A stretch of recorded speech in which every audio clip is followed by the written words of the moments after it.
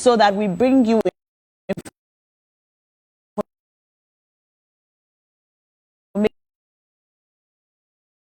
from the ground, what constituent their member elect on the 7th of December. However, it's raining this morning, and so we're having a bit of a challenge bringing that live feed right now. But we will find a way to do that somehow before the show ends. So if you are in this environs, know that we will bring election manifesto from Ladade Kotopong this morning to you. But before that, my colleague Godwin Asediba has been doing some phenomenal work following human interest stories and things that matter to you and I, things that make us human, things that we need to care about and be concerned about. His latest piece on the unfortunate news on the old woman who was abandoned somewhere in Gomoa Ojobi. She died, unfortunately. The news we heard was that she was abandoned by the roadside by the hospital that initially took her in after an accident. He went all the way to Gomoa Ojobi to bring us details on exactly what happened. And he's joined me again on the show this morning to bring us some more. Gideon. Godwin, nah. I can understand. We're gossiping about a certain Gideon a few minutes ago, that's why. Well, yeah. But Godwin, I'm sorry about that. Godwin, you, first of all, God bless you for the good work that you're doing. Thank you. You shed light on the things that we all should be concerned about as a people. Right. Sometimes we're so distracted by the politics and the economy and all that, and we forget about our humanity. That's true. You know, the things that actually matter. And you went all the way to Gomoa Ojobi. You joined us when you came back, but we didn't get the full picture. That's so true. Today I'm hoping that you can give us more details. Right. Just to refresh the minds of people, we realized this happened somewhere around June 10 when the woman unfortunately lost her life. The story was that when it came out, there were statements that were released from the hospital, from the Ghana Mental Health Authority. A number of people were talking, but I had to go in there to find the answers myself because I believed most of the things that we were hearing could have been fabricated. So yeah, I went to Gomoa Ojobi first, where the woman was abandoned, and indeed she was. But the last time I was on the show, I spoke about the fact that I felt the community didn't also do enough to help the woman because we heard she was there for a couple of days, but she was there for a week and some days, according to the residents. And it was raining consistently for about 4 days. So day and night, the woman was in the rains. Most residents who would pass by and feel very sad for her would provide water, some food items, but she couldn't really eat. All she did was take water. There was a woman who told me that when they bring water to her, she just takes the water and starts to pour it somewhere on her left leg, which was deteriorating because there was a pungent smell emanating from her. And it was really sad. Those are pictures from the side, and when I went there, I could still see the woman's personal items like a cover cloth, the plastic material that served as a bed for her was still there, but the residents had cut down the trees that served as home as a humble abode for her whilst it was raining. They had cut it down and placed some statements there to act as though they were solidarizing or feeling sad about the incident. Like a shrine. You know what, let's take a look at the story, and then we're going to come back and speak some more about it. I arrived in Gomoa Ojobi, a village in Ghana's central region, 10 days after she died. The air was heavy with sadness, a palpable weight that seemed to hang over the community. An unspeakable tragedy had occurred in this seemingly peaceful village, leaving a lasting impression on everyone who knew it. This is the spot where an elderly woman forsaken by those who should have cared for her spent her final days on earth. The memory of her suffering hangs on, engraved deeply into the hearts of the villagers who pass by each day, unable to forget the haunting tragedy. It all began with a tragic road crash in Gomoa Ojobi one afternoon. The old woman, suspected to be suffering from a mental illness, was among the victims. She was taken to the Winneba Trauma and Specialist Hospital, where she stayed for 2 months. But unlike other victims, no family came to visit her. No one came to take her home. The hospital staff did their best, but with little information to go on. Only that she was from Gomoa Ojobi. The struggle to find her family And so she remained alone, a nameless figure lost in the system. When she was finally discharged, the hospital staff allegedly took her to the outskirts of Ojobi. Here, on a desolate bush between the Gomoa Ojobi Presbyterian Church and the Paris Chapel in Ojobi, she was abandoned. For a week, she lay there, ants crawling over her legs. According to eyewitnesses, her cries of pain was frequent day and night, a haunting signal of her immense suffering.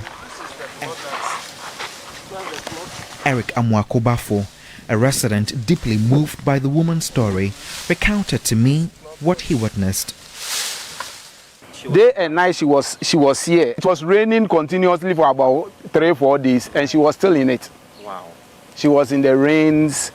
I mean, the rain was beating her. So I had to call in the assemblyman because it was getting pathetic. Yeah. We didn't know who she belonged to. Normally in the night, you will see her panting, crying. She will be crying, mentioning names. She was mentioning a particular guy's name. I don't know whether that was the son or so. What was the name she was mentioning? I can't recollect the name. Akos Opare, another resident who lives right opposite where the woman was abandoned, told me how an ambulance dumped the woman on the side, leaving her to struggle all by herself. I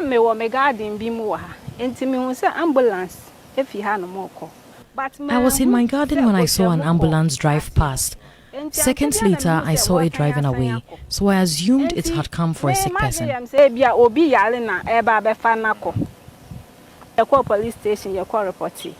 I witnessed a woman in a wheelchair at a junction where, despite our efforts to alert the police, they did not respond.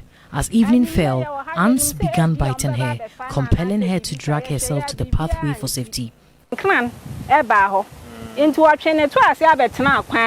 Vida Anaman and Akos Opare still walk past the spot daily, haunted by the hope that they could have done more to save the woman's life. Her right leg was emitting a foul odor, so we provided her with a cloth to cover it. It frequently became damp, prompting us to change it regularly. No one came to her rescue, and here she died, alone in her agony. With both legs deteriorating, a powerful stench emanated from her, according to eyewitnesses.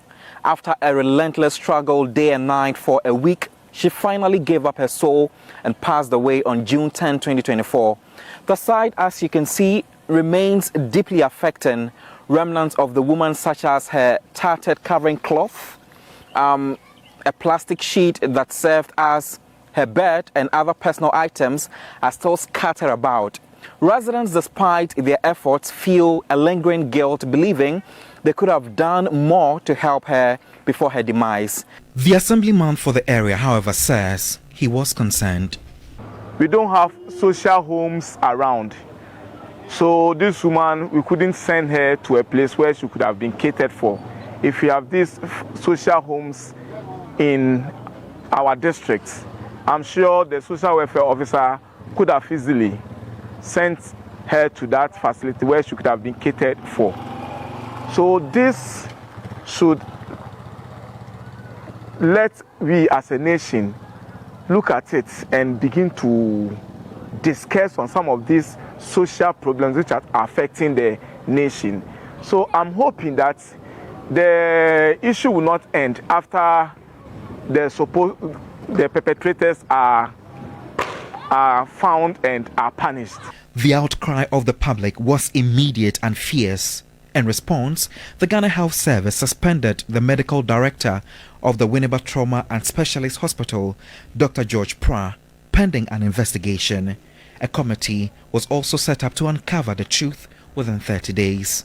This prompted me to visit the Winneba Trauma and Specialist Hospital, where it all began. And this is just part one of it, abandoned to death. Yep. So heartbreaking, Godwin.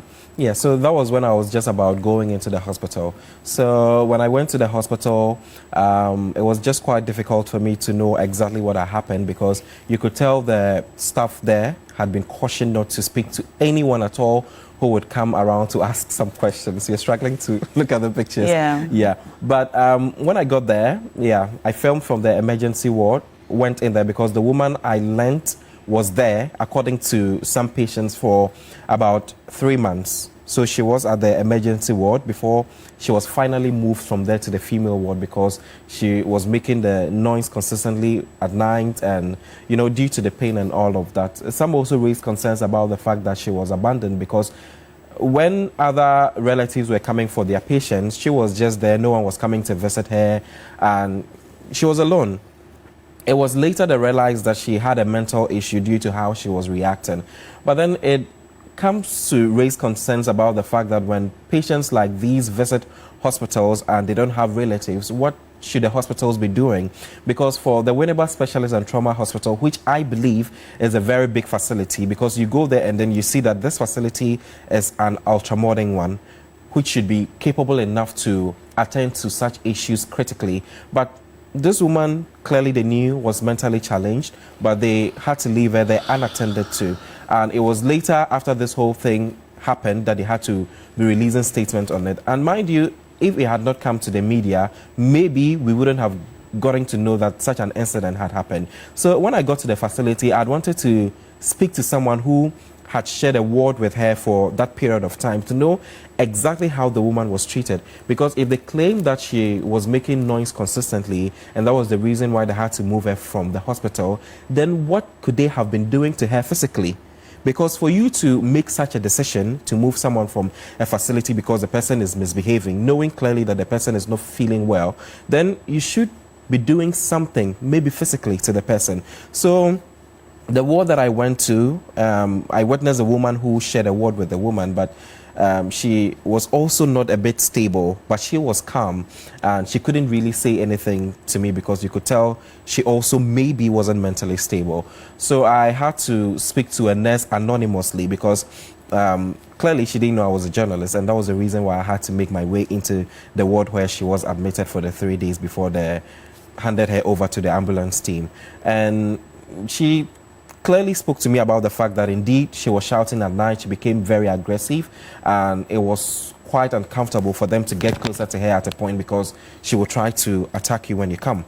And yeah, from there I spoke to some patients as well who also confirmed to me that she was admitted at the emergency ward for some time, and because no one was coming to her, they had to move her. I then decided to follow up to the social welfare department there in Winneba, because in the statement from the hospital, they made mention that they had clearance from the social welfare department to move the woman to Gomoa Ojobi. And when I went there and I tried to speak to one of the heads, which is in the part 2 of the story, he told me that he couldn't speak to the issue because it's under investigation. But then I'd wanted him to confirm to me if indeed they gave clearance for the woman to be moved from the facility, and that would have just been the story for me, but he didn't touch on it at all. So in the part 2, you get to see that I spoke to a certain man who has been bled, and also the voice was, you know, twisted a bit, just that so that they wouldn't be able to notice that he was the one that spoke to me.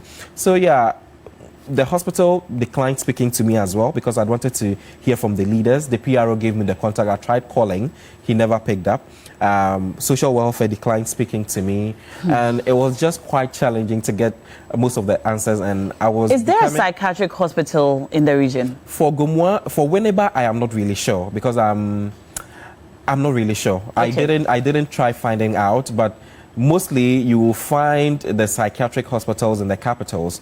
And here in Accra, for instance, even if you come to Accra Psychiatric Hospital, they are facing a lot of challenges. So in such instances where a woman had both legs fractured, wearing POP, is not feeling well, it will actually be quite challenging to find her in a psychiatric hospital that is also, should I say, sick. You know what? Let's take a look at the second part of your story, where you actually enter the hospital and make some interactions with the people who work there for more information. Absolutely. Let's take a look. After the old woman's death in Gomoa Ojobi, staff of the Winneba Trauma and Specialist Hospital had been warned to stay away from the media. So I had to go undercover to unravel the truth.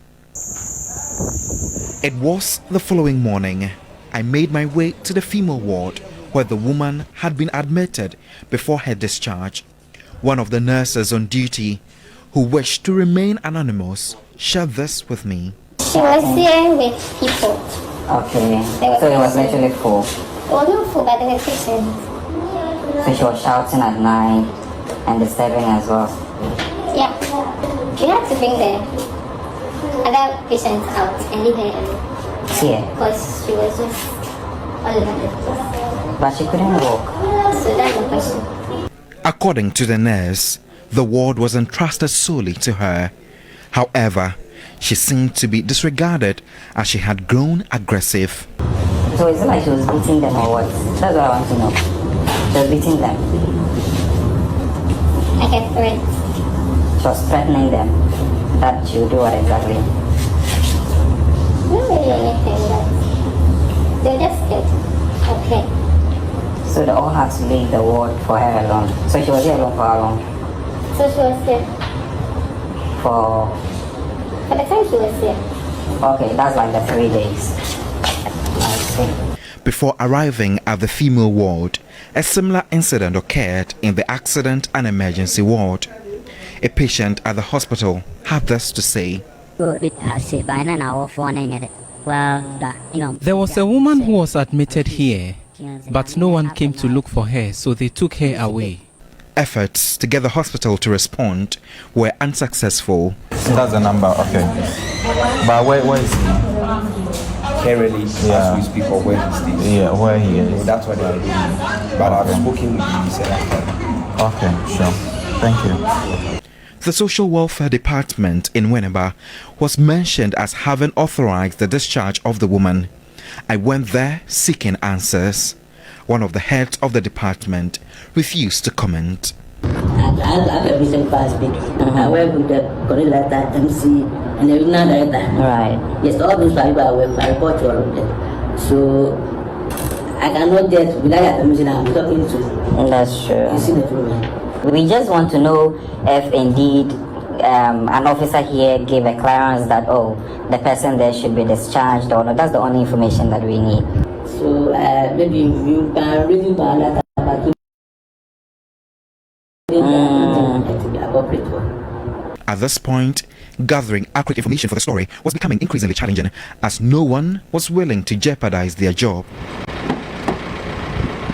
But one thing that never left my mind was why an entire community would abandon a critically ill woman for days with authorities slow to intervene. I had to visit the community's only health center.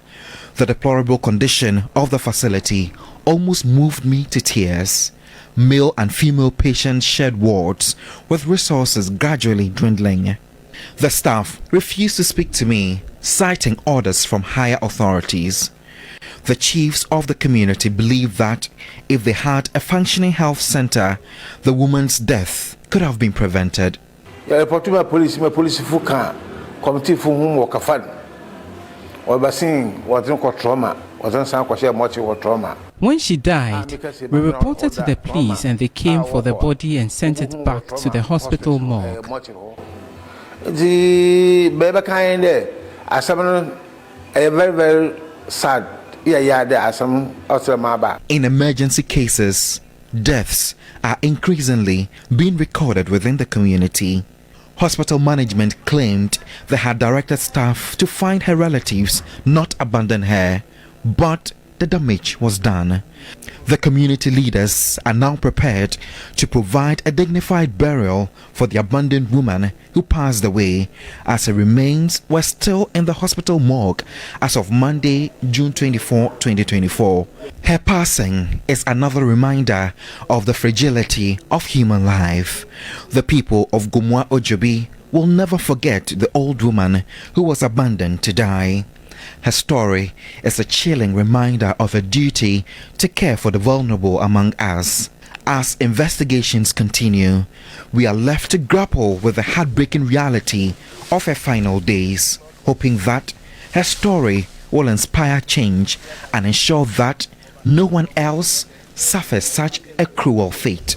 there has been an inscription that has been pasted on the trunks of some of the trees here, and it reads, "In memory of our collective shame, here we remember a life lost due to our collective failure in care and compassion.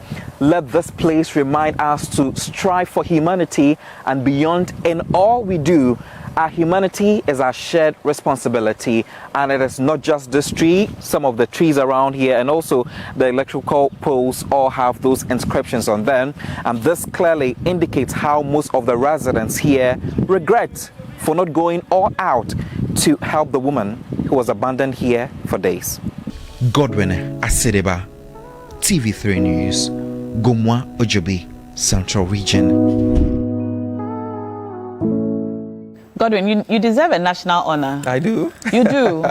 Thank you do. so much, Nana. Because the kind of stories that you work on and the things that you shed light on are things that oftentimes when we report in the news, we just report them and then we quickly gloss over them. That's and then true. we move on to other things which we believe are more important. But these are the things that are important. Yeah. Because it speaks to our humanity. That's true. And we need to pay more attention to these things. And when I watch your stories, I always ask myself questions like, how did we get here? Yeah. It mustn't be like this.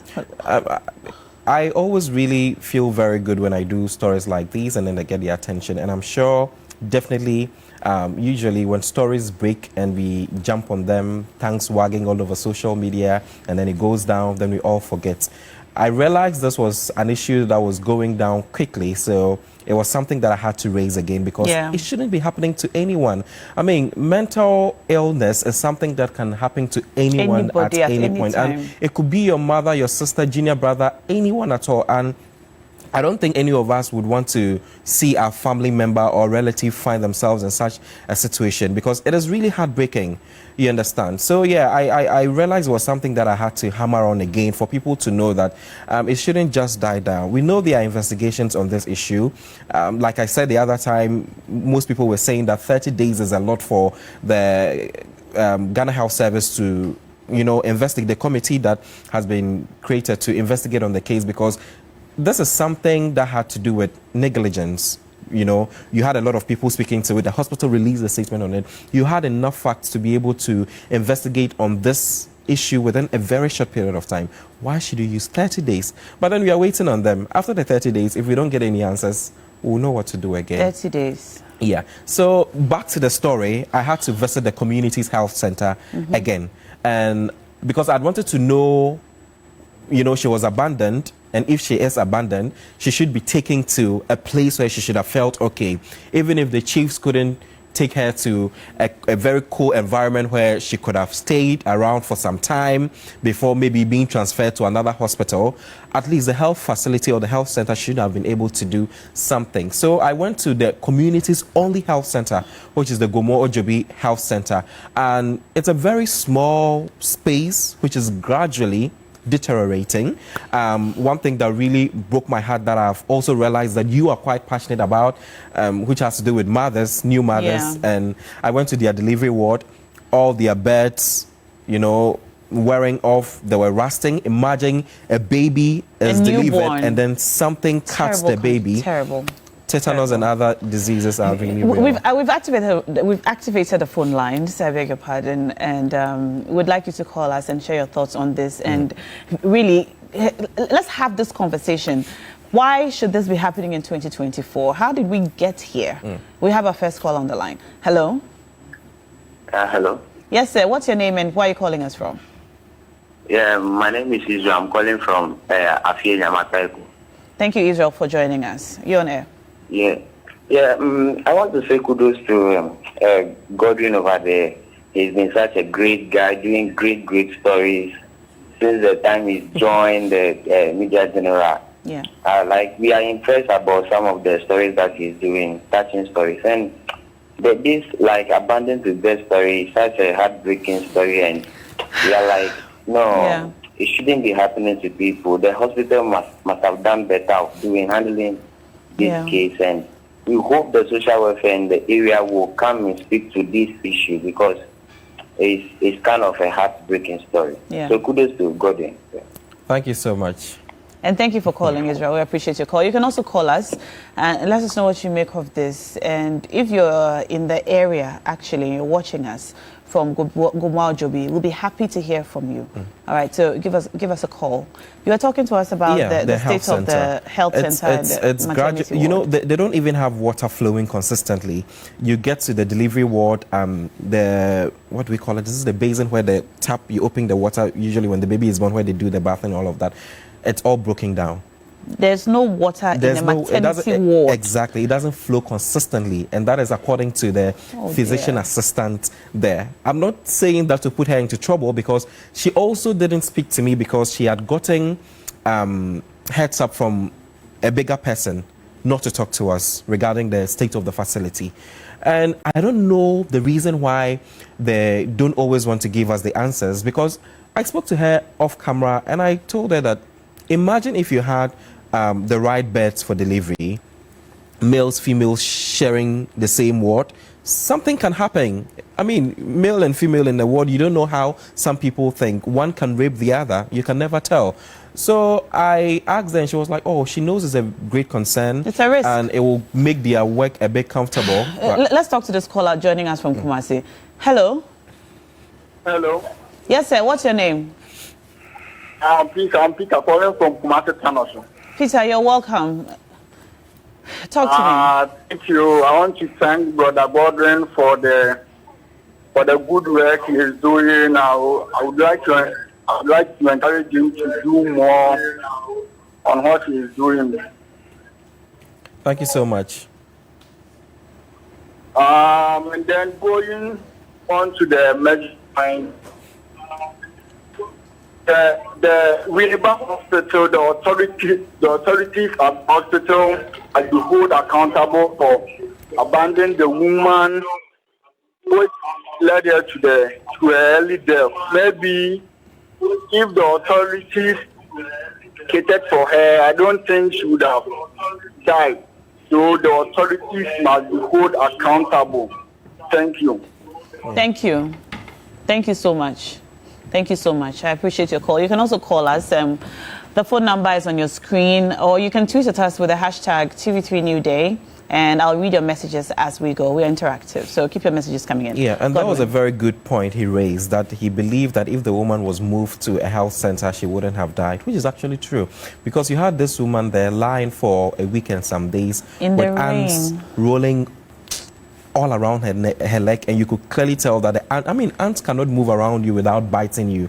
And when an ant bites you, it's very painful. You had quite a number of them, you know, rolling around the woman's leg while she was there in the rain, soaked in water for days.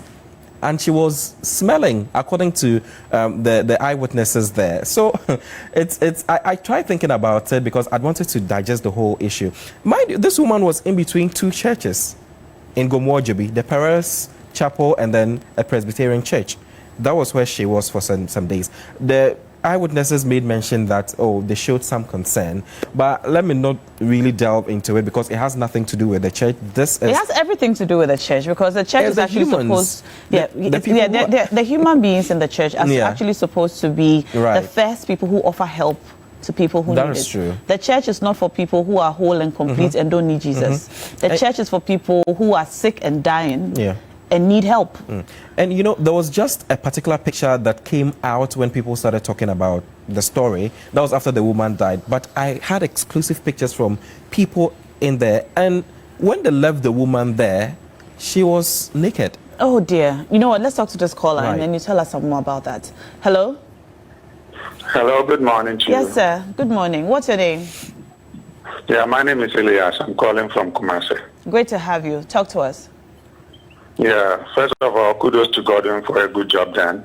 And secondly, I would like to ask, can't we do something about this issue? Like when a story breaks and we're trying to find something about it, and all the authorities, all those who are in this action are being asked not to talk about it. So how do we get the findings?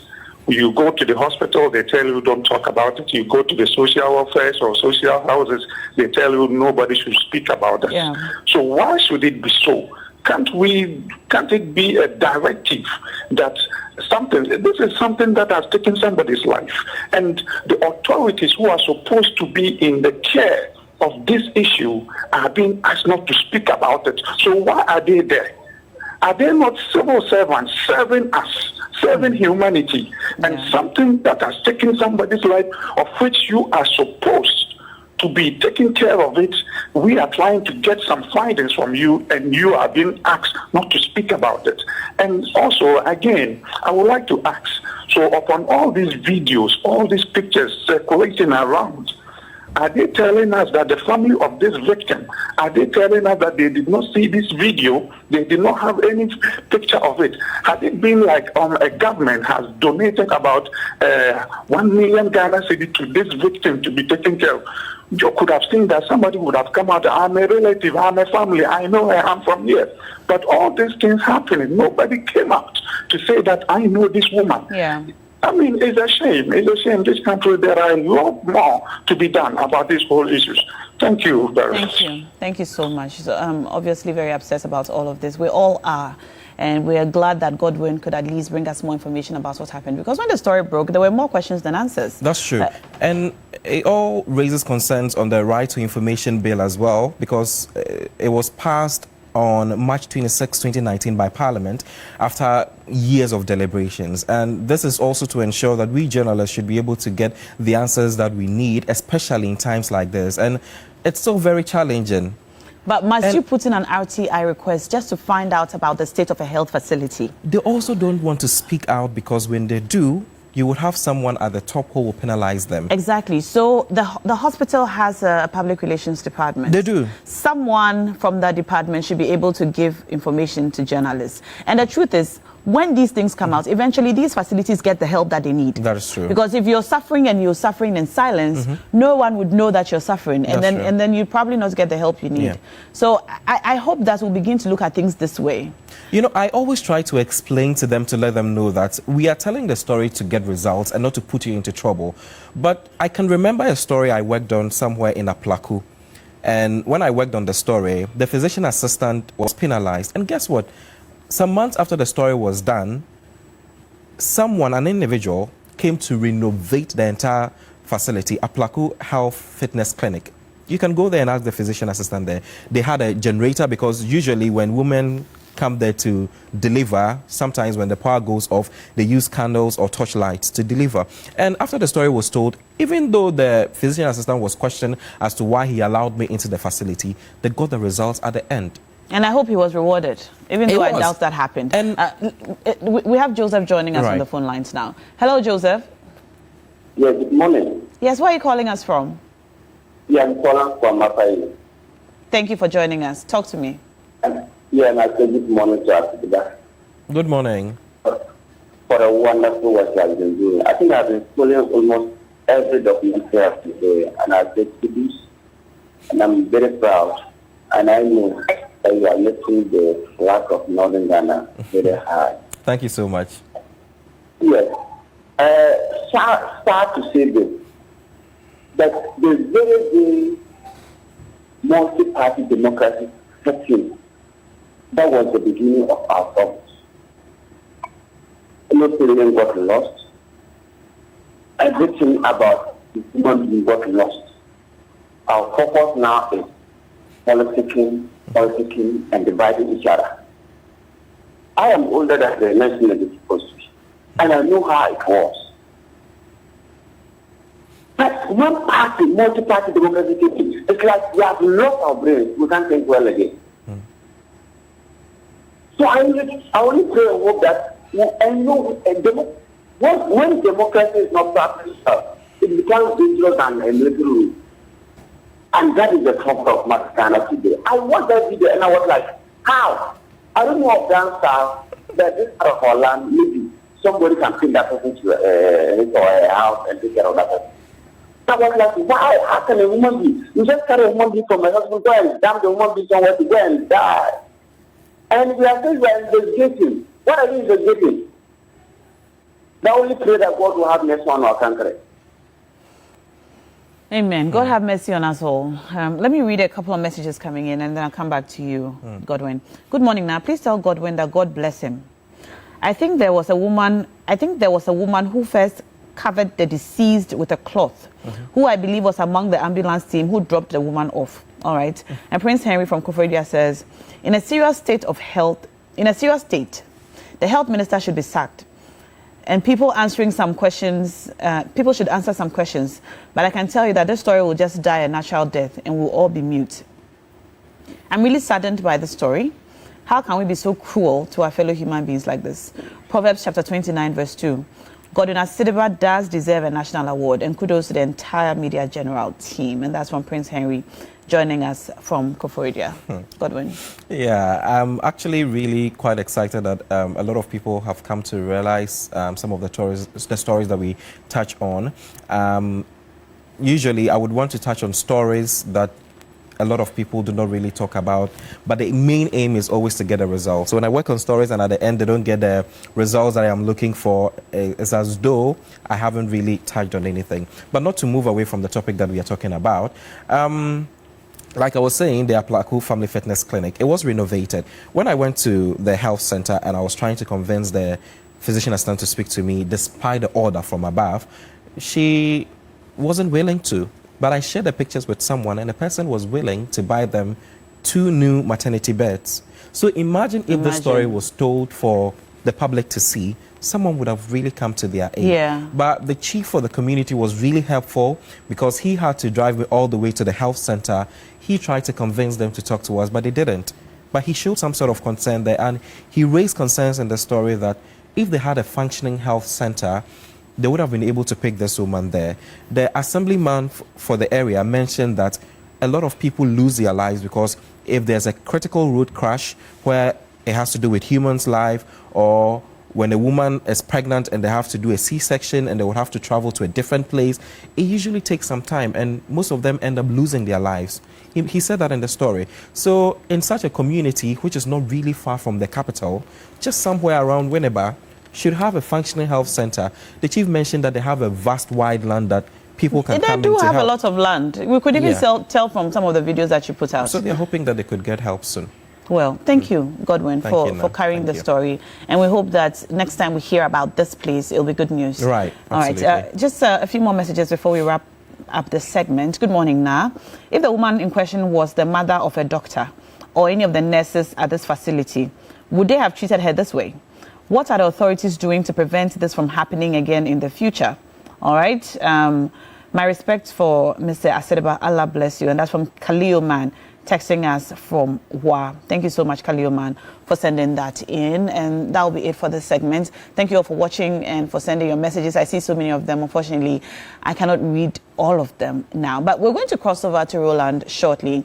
He's at Lada de Kotopong, engaging the community on their reasons for choosing who they have chosen for the upcoming December 7th elections. They're talking about some of the things they need in the community and some of the things that they expect their MPs to provide or to lobby for. Stay tuned. We'll be right back.